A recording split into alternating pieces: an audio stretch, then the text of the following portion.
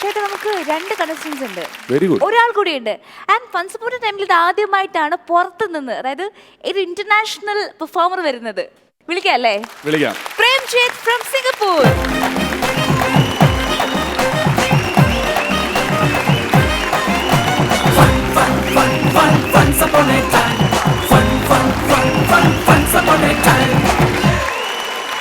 Hello. അയ്യോ, എന്ത് കഷ്ടമാണ് നമ്മുടെ വിലപ്പെട്ട സമയങ്ങളല്ലേ. പ്ലീസ്, നിങ്ങൾ എന്തിനാണ് ഇങ്ങനെ? ഞാൻ 2 കണ്ടസ്റ്റന്റ് ഉണ്ടെന്ന് പറഞ്ഞപ്പോഴേ എനിക്ക് സംശയം ഉണ്ടായിരുന്നു ഇത് പുള്ളി എന്തെങ്കിലും കൃത്രിമം കാണിച്ചതായിരിക്കും എന്നുള്ളത്. അല്ല ആണ്. പ്രേംജിത്ത് എന്നൊക്കെ ഉള്ള പേര് കിട്ടി കോട്ടും ഒക്കെ ഇട്ടുകൊണ്ട് ഇങ്ങനെ വന്ന് നിന്ന പരിപാടിക്ക് മോശമല്ലേ ചേട്ടാ? എന്റെ സ്വന്തം പേരിൽ ഇവിടെ വന്നു കഴിഞ്ഞാൽ നിങ്ങൾ എന്നെ ഇവിടെ ഈ പരിപാടി ചെയ്യിക്കില്ലെന്ന് അറിയാം. അതുകൊണ്ടാണ് പേര് മാറ്റി. ഇത് നന്നായിട്ട് ഇണങ്ങണുണ്ടത്. ആ ചെരുപ്പിലാണ് എല്ലാം ഇരിക്കുന്നത്. ബാക്കി മൊത്തത്തിൽ ഒത്തിരി ഉഴപ്പുണ്ടെങ്കിൽ ചെരുപ്പ് വന്നപ്പോ എവിടുന്നാണ് ഈ കോട്ട എവിടുന്ന് കിട്ടിയത്? കോട്ട എവിടുന്ന് കിട്ടി? നിങ്ങൾക്ക് കോട്ട എവിടെ നിന്ന് കിട്ടിയോ അവിടെ നിന്ന് തന്നെ വാടക എടുത്തതാ. ഇത് ഞാൻ ചോദിച്ചത് വാടകയ്ക്ക് എടുക്കുമ്പോഴെങ്കിലും ഒരളവുള്ള കോട്ട് മേടിക്കായിരുന്നു. വളരെ മോശമാണ് ചേട്ടാ. നമ്മുടെ പരിപാടി നശിപ്പിക്കാനായിട്ട് ചേട്ടനിവിടെ അവസരം തന്ന ദിവസം തൊട്ട് ഇങ്ങനെയുള്ള പരിപാടികളല്ലേ. ഒരു നല്ല പരിപാടി നശിപ്പിക്കുന്നതിന് ചേട്ടൻ എന്ത് കിട്ടുന്നത്? അല്ല, ഞാൻ വന്നു പോയില്ല, അപ്പം എന്നെ കൊണ്ട് ചെയ്യിച്ചൂടെ? എല്ലാവരും ഇവിടെ പിള്ളേർ ചെയ്യുന്നുണ്ടല്ലോ, ആ കൂട്ടത്തിൽ ഞാൻ നന്നായിട്ട് ചെയ്താൽ പോരെ? ഒരവസരം കൊടുക്ക്. ഒരവസരം കൊടുത്തു നോക്കുള്ളൂ. നമ്മുടെ പ്രേക്ഷകരും പറയുന്നുണ്ട് ഇത്രയും ദിവസം ആയതുകൊണ്ട് നിങ്ങൾക്ക് ഒരു അവസരം തരും. ഇത് പക്ഷേ നിങ്ങളുടെ ലാസ്റ്റ് ചാൻസ് ആണ്. ഇതിന് നന്നായിട്ട് ചെയ്താൽ നമുക്ക് ആലോചിക്കാം. അല്ല, ഇത് നേരത്തെ തന്നെങ്കിൽ ഞാൻ ചെയ്തത് വിജയിപ്പിച്ചേനെ. പക്ഷെ നിങ്ങൾ ആദ്യം ഇത് എന്നെ കൊണ്ട് ഈ കണ്ടസ്റ്റൻസിന്റെ സംഭവം ചെയ്യിച്ചില്ല. ഇപ്പൊ തന്നത് ചെയ്യാൻ നോക്ക്, അല്ലെങ്കിൽ അതും കൂടി ഇല്ലാണ്ടാവും.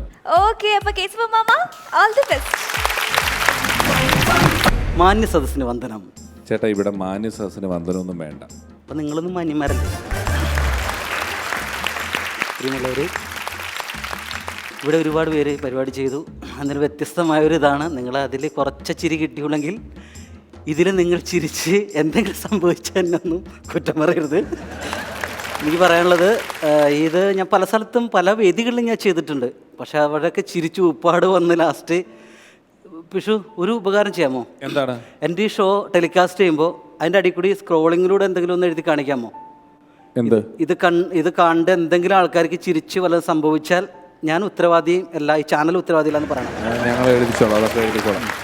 ഞാൻ പറയാൻ പോകുന്നത്, എൻ്റെ വീടിൻ്റെ അടുത്തൊരു സുഹൃത്തുണ്ട്. എനിക്ക് വീടിൻ്റെ തൊട്ടടുത്തൊരു മരുഭൂമിയുണ്ട്.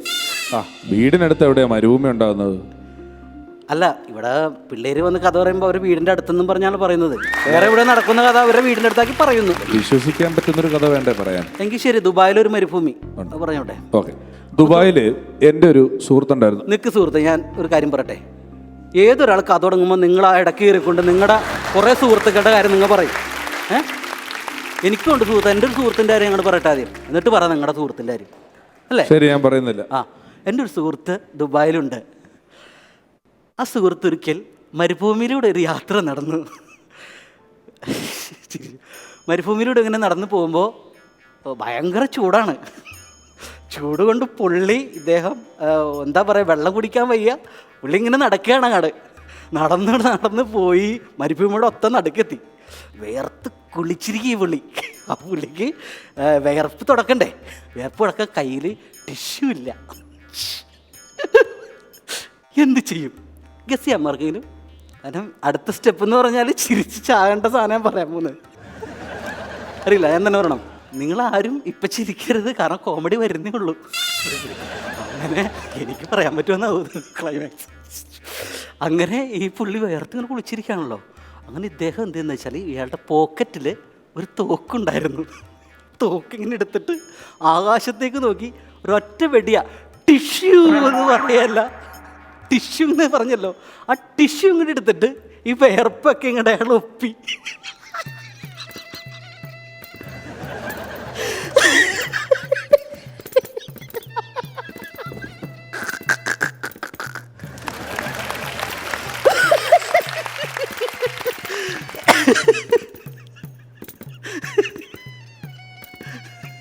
കമൻറ്റ് പറയുന്നില്ലല്ലോ, കമൻറ്റ് പറയരുത്. അപ്പം ഇത് വേർപ്പ് ഒപ്പിയല്ലോ. ഒപ്പിക്കഴിഞ്ഞതിന് ശേഷം കോമഡി ഇല്ലല്ലോ. എന്താ കോമഡി ഇല്ല ഇതിലോ? കോമഡി ഫീൽ ചെയ്തില്ല. മനസ്സിലായില്ല, ഞാൻ പറഞ്ഞത് മനസ്സിലായില്ലേ? അതായത് വെടി വെച്ചില്ലേ, അത് യഥാർത്ഥ ടിഷ്യൂ അല്ല, വെടി ഉണ്ട. അതായത് പോലെ ടിഷ്യൂ, ആ വെടി പൊട്ടി ടിഷ്യൂ എടുത്തിട്ട് ഒപ്പി. അതാണ് ഞാൻ ഉദ്ദേശിച്ചത്. സ്റ്റാൻഡേർഡ് ആയതുകൊണ്ട് പിടിയിട്ടില്ലേ? ചേട്ടാ കോമഡി ഫീൽ ചെയ്യുന്നില്ല, അതാണ് പ്രശ്നം. ആണോ? കോമഡി ഒട്ടും ഞങ്ങൾക്ക് ചിരി വന്നില്ല, ആരും കൈയടിച്ചില്ല, ഒന്നുമില്ല, അതാണ് പറഞ്ഞത്. അല്ല, കോമഡി വരുന്നുള്ളൂ. മനസ്സിലാവും. ആ, അതിൻ്റെ കഥ തീർന്നില്ല. അതിൻ്റെ നെക്സ്റ്റ് പോർഷൻ കൂടി കിടക്കുന്നു. അത് കഴിഞ്ഞോട്ടെ കേട്ടോ, നെക്സ്റ്റ് പോർഷൻ കൂടി ഉണ്ട്.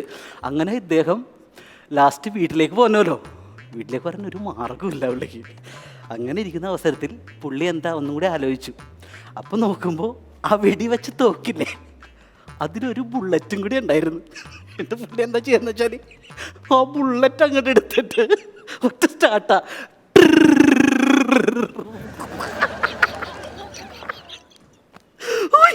എന്താ പൊന്നെ,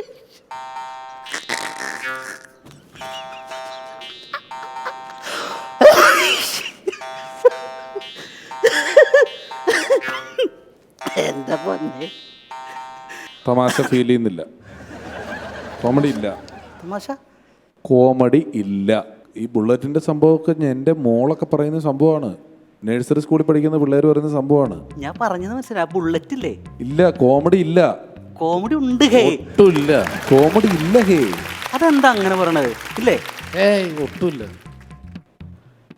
അപ്പോ നിങ്ങക്ക് കിട്ടിയില്ല അല്ലേ? ഇല്ല. എന്നാ പിന്നെ ഞാനിത് ആദ്യം മുതൽ ഒന്നും കൂടി പറയട്ടെ. വേണ്ട, വേണ്ട, ഒട്ടും വേണ്ട, വേണ്ട, വേണ്ട. ഇതിനുള്ളത് മതി, ഉള്ള ഒരു കുഴപ്പമില്ല കേട്ടോ. നന്നായിരുന്നു. ഇനിയിപ്പോൾ ഇവിടുന്ന് എങ്ങനെ പോവും? ഞാനിപ്പം മരുഭൂമിയിൽ ഓടിച്ചൊരു ബുള്ളറ്റ് ഇല്ലേ, ഉവ്വ. ബുള്ളറ്റ് അവിടെ ഇരിപ്പില്ലേ, ആ ആ ബുള്ളറ്റിന് ഞാൻ നേരെ വീട്ടിലേക്ക് പോയിക്കോളാം.